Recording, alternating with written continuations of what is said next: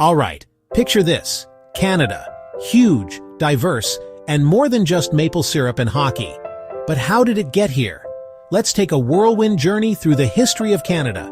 First up, imagine the land before Europeans even show up. For thousands of years, Indigenous peoples are here.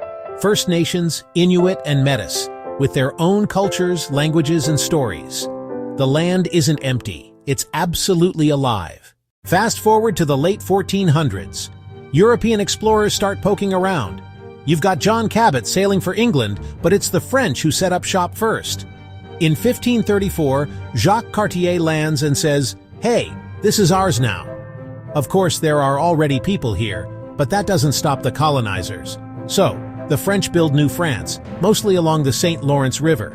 Think Quebec City and Montreal, fur trading booms. But here come the British, and they want a piece of the action. Cue the 7 Years' War. In 1763, the British take control. Now Canada is British, sort of. After that, things get complicated. The British North America Act in 1867 creates Canada as a dominion, a self-governing part of the empire. It starts with 4 provinces: Ontario, Quebec, New Brunswick, and Nova Scotia.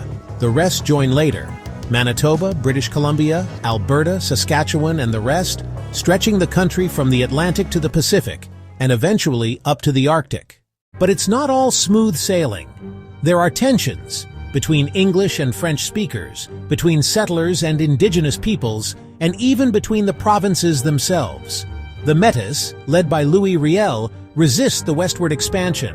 Indigenous communities are forced onto reserves. Residential schools aim to erase Indigenous cultures, a dark chapter with effects that are still felt today. Canada fights in 2 world wars, and by the mid-20th century, starts to step out of Britain's shadow.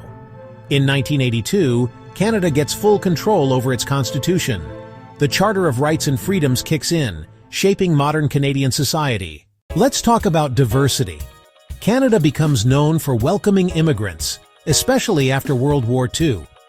People from all over the world arrive, making places like Toronto and Vancouver some of the most multicultural cities on the planet. And don't forget about Quebec.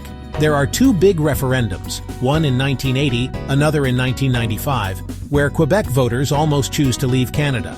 But they stay, and the country holds together, a little battered, but still united.